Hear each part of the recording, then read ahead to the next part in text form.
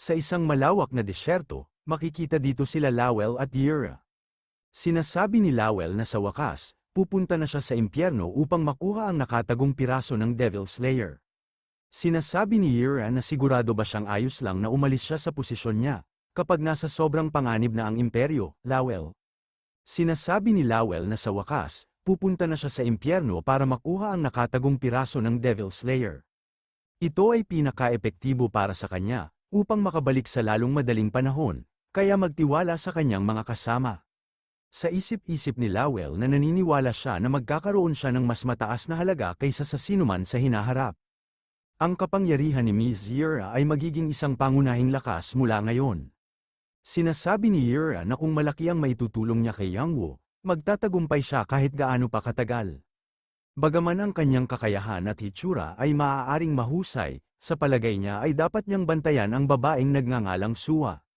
Napailing si Lowell at sinasabi nito na naiintindihan niya na pinapanatili niya siya sa pag-iwas. Lumabas ito sa Chapter 5, Section 4 ng research niya sa romance. Ngunit nakikiusap siya na huwag siyang mag-alala, naniniwala siyang mas gusto ni Grid ang isang maskul na uri tulad niya, Ms. Yura. Tinatanong ni Suwa kung meron bang ditong mixed bath. Kinikilabutan naman si Grid sa pinagsasabi ni Suwa, at sinasabi nito na ang babaeng ito ay vulgar magsalita. Napayuko naman si Yura, at sinasabi nito na hindi man lang siya tinignan ni Yangwoo bilang love interest. Sinasabi ni Lowell na parang wala siyang tiwala para sa isang magandang bituin na minamahal ng lahat. Mukhang kailangan niya ng espesyal na pagsasanay mula sa kanya, at kay Pixord, at kay Vantner. Sumisigaw at sinasabi ni Yura na silang tatlo ay hindi pa nakipag-date sa sinuman. Sinasabi ni Lowell na maiba sila, kung magdadala siya ng magandang resulta mula sa impyerno, tiyak na makakatanggap siya ng pabor mula sa kanya. Umaasa siya na gumagana ang mga bagay para sa kanya.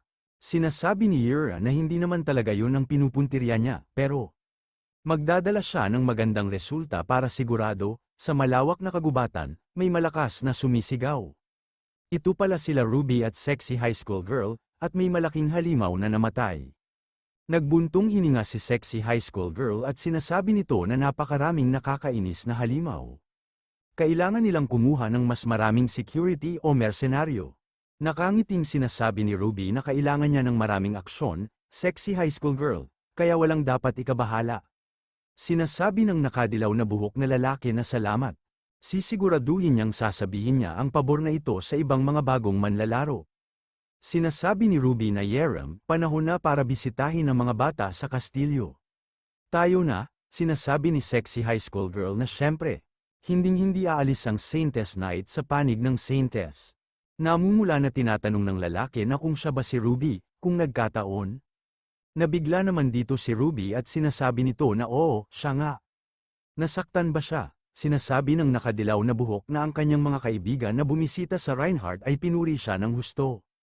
Eksakto siya sa inilarawan nila, sinasabi ng nakablack na buhok na sikat siya para sa kanyang mabait na puso at kagandahan, Saintess ng Reinhardt.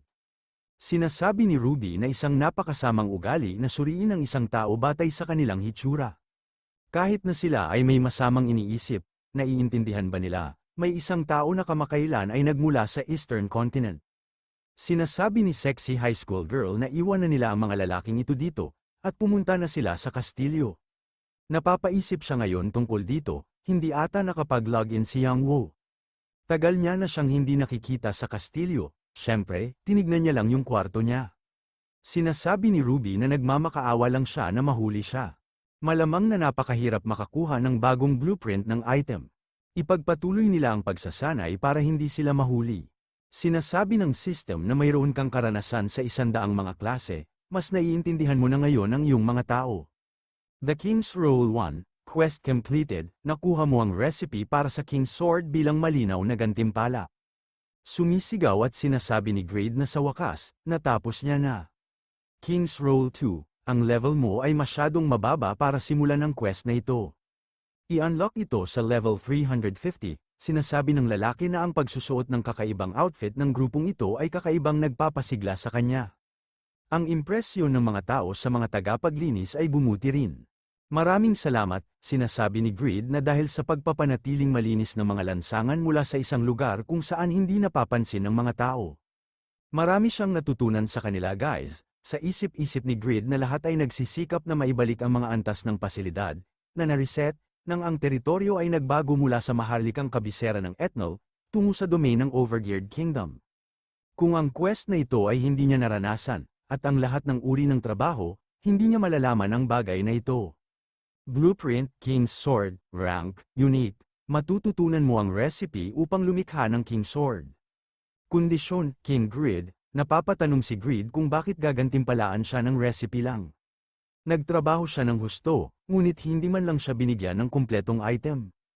Nakakaapekto ba sa reward ang klase niya, dahil ba blacksmith siya?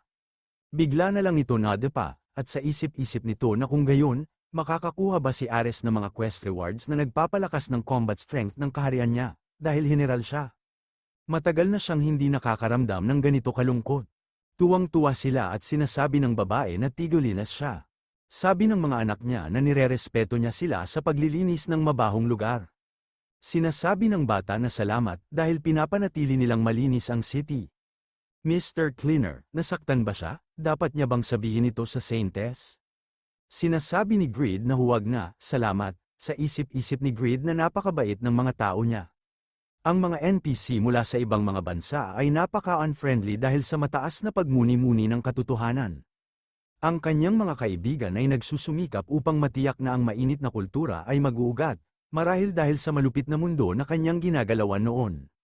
Sabi nila mas maraming manlalaro ang pinipili ang Overgeared Kingdom bilang kanilang panimulang lokasyon.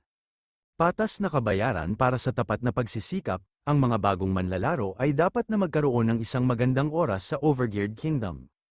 Tumawag si Lowell at sinasabi nito na dapat tapos na siya sa King Quest ngayon, tama ba? Sinasabi ni Grid na tama siya, katatapos niya lang. Sinasabi ni Lowell na 2 taon na siyang naglilingkod sa kanya ng totoong oras. Ang pag-uunawa sa kanya ay walang problema sa kanyang cosmic insight. Tinawagan niya siya para tingnan ang listahan ng mga taong ipapadala kay Ares para sa reinforcements. Ang ipapadala ay ikaw, aking kamahalan, Duque Jeshuka, Count Pan, Count Regis, at Count Euphemina. Sinasabi ni Grid na fabulous. Maaasahan sila ng Ares Army.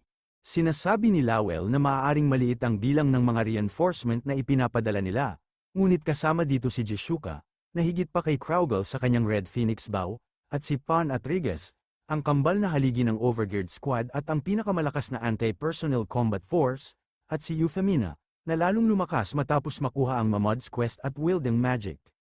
Siya rin ay isang potensyal na alamat dahil siya ay naglalayong maging Mamad's successor. Gayunpaman, hihina ang performance ni Ms. Euphemina habang lumilipas ang panahon dahil hindi ganoon kataas ang kanyang katanyagan, at kakailanganin niyang gumamit ng maraming kasanayan sa mahabang digmaang ito, na nauubos ang kanyang mga mapagkukunan. Maaaring masama ang pakikitungo ni Ares sa kanya, kaya siguraduhing bantayan siya para doon. Sinasabi ni Grid na alam niya ba na hindi pa rin siya sigurado kung tatanggapin ni Ares ang reinforcements nila, sa pagkakataong na ito. Mukhang tiwala siya, bagaman, kahit medyo trap na sila, alam pa rin nila ang sitwasyon nila.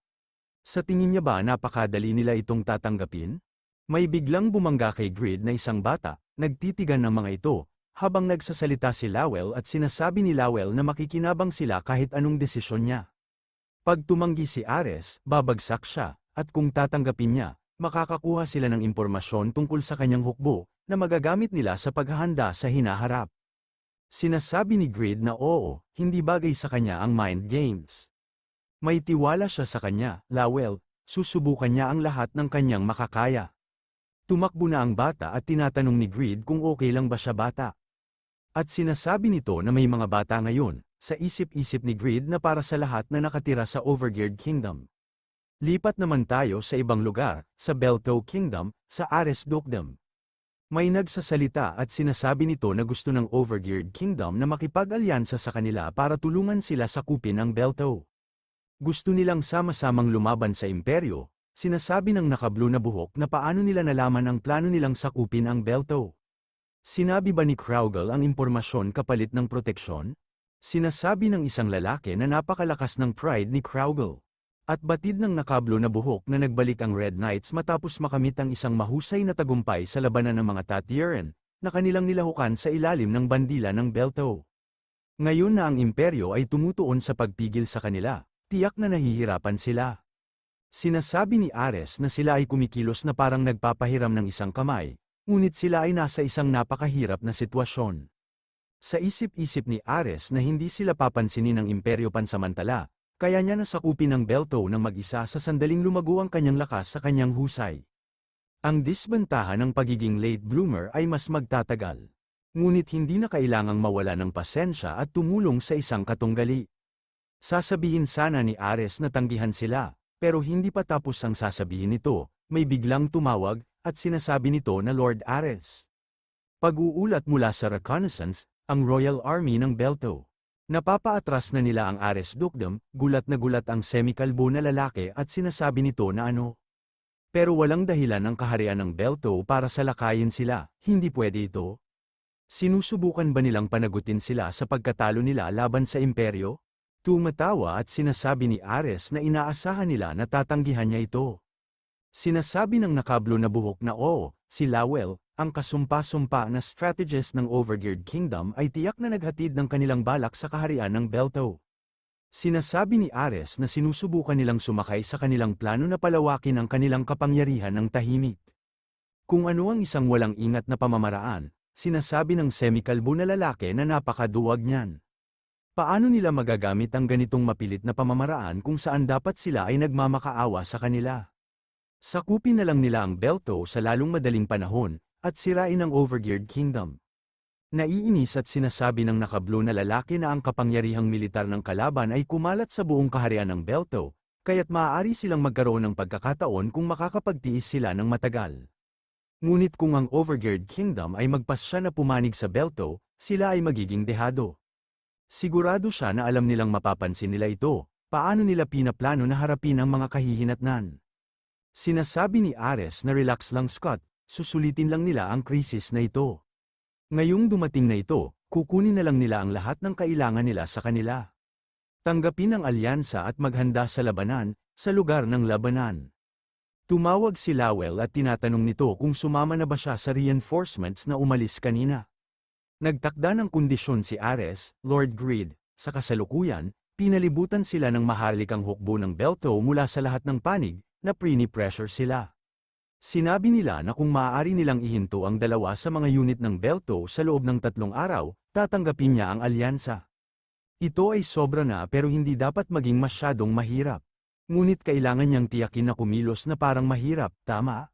Umupo si Grid at tinignan niya ang isang bangkay, at sinasabi nito na napakalaki ng mga sakripisyo dahil sa kung paano sila naghasik ng alitan. Sa tingin niya ba makakabuo sila ng tiwala pagkatapos nito? Sinasabi ni Lawel na huwag kumapit sa mga sakripisyong hindi maiiwasan. Sa paghusga kung paano nila ipinaubaya sa kanila ang depensa, binalak din nilang sukatin ang kanilang lakas sa pamamagitan ng pagsasakripisyo ng kanilang mga mamamayan. Ito ay hindi hihigit sa isang pansamantalang kasunduan sa relasyon na ipinanganak dahil sa pangangailangan. Walang posibilidad na bumuo ng tiwala at magkakasamang nabubuhay sa ambisyosong Ares. Kaya sundin ang plano, iwasang ilantad ang kanilang buong lakas at tumuon sa pagkuha ng impormasyon mula kay Ares hanggat maaari. Sinasabi ni Grid na Lawel, lahat ng bagay na ito sa diskarte ay mabuti, ngunit kailangan niyang maglinis pagkatapos ng sarili niyang gulo. Mas importanteng itago ang crafting ability niya, kesa sa combat strength niya, di ba? Magdahan-dahan lang siya, at sisirain niya lang ang kalahati ng hukbo ng Belto.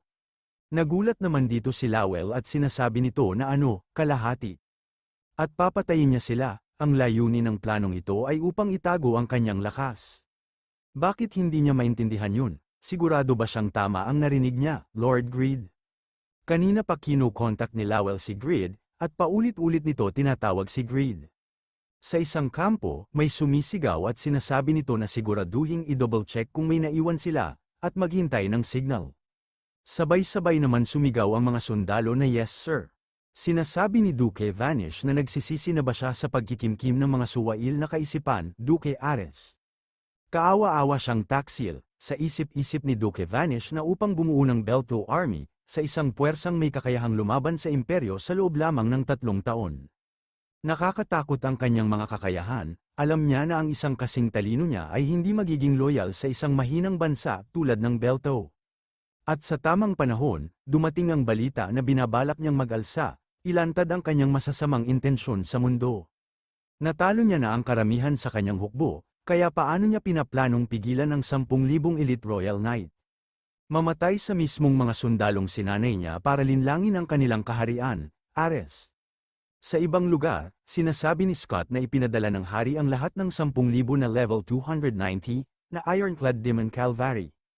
Sinasabi ng semikalbo na lalaki na akala niya mali ang nakita ng scouts, pero totoo pala. Sinasabi ni Scott na yan ang anti-Empire Army na sinanay nila ni Lord Ares core skill, foster ang strong soldiers, na may limitadong bilang ng mga gamit. Ang maharlikang kapital ay namuhunan pa sa kanila ng buo. Na natalo ng hukbong sinanay nila, iyan ay magiging katawa-tawa. Sa isip-isip ni Scott na ang Ironclad Demon Cavalry ay na-apply sa kanila at ito ay kay Lord Ares, na may complete heal upon level up, lumalakas sila sa real time, tulad ng hukbo ng imperyo. Nahigitin nila sila ng mahigit 30,000 na sundalo, pero dahil kamakailan lang nila sila na conscript, kaya umabot lang sila ng level 170. Ngunit magagamit nila ang skill na foster ang strong soldiers sa kanilang hukbo, na mahigit 30,000, pagkatapos ng cooldown nito, may pagkakataon sila.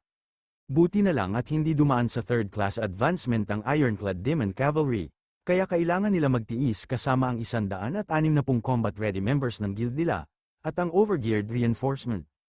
Tumawag ang isang sundalo at sinasabi nito na pag-uulat. Dumating na ang mga reinforcements mula sa overgeared kingdom. Tinatanong ni Scott kung okay lang ba na batiin nila sila pagkatapos nilang matalo ang Belto Army? Bakit hindi ito naiulat ng reconnaissance kanina? Sinasabi ng sundalo na 5 tao lang ang dumating bilang reinforcements. Nabigla naman dito si Scott at sumisigaw at sinasabi nito na napapamura at napapasigaw, at sinasabi ng semikalbo na lalaki na gusto nilang puwersahang bumuo ng alyansa sa kanila. Halos ginagago nila sila kung talagang 5 tao lang ang pinadala nila pagkatapos gawin ang lahat ng kalokohang ito.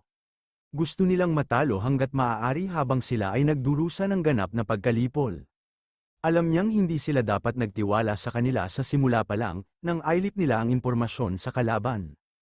Maaari rin silang hindi nagpadala ng lahat, ngunit 5 lang, siya mismo ang papatay sa kanila, sinasabi ni Scott na kumalma at tumutok sa depensa, at sa swerte, ang katotohanan na nagpadala sila ng 5 sa halip na wala, ay nangangahulugan na mayroon silang isang bagay na gagawin, siya mismo ang makikipagkita sa kanila at marinig ang kanilang paliwanag. Sa isip-isip ni Scott na kung sinasadya niya silang ginagago, overgeared kingdom, hindi niya hahayaang mag-slide ito.